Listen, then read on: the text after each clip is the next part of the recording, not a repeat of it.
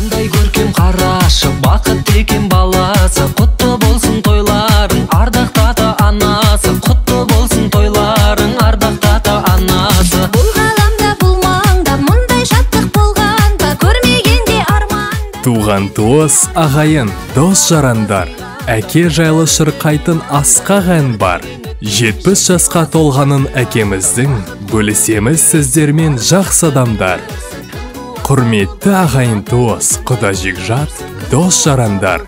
Сіздерді Асқар тауда әкеміз Сүйінғарин Оңайбай Абдуллаұлының 70 жас мерейтойы және ұлымыз Сұлтанның Тілешар тойына арналған ақ дастарханымыздың қадірлі қонағы болуға шақырамыз.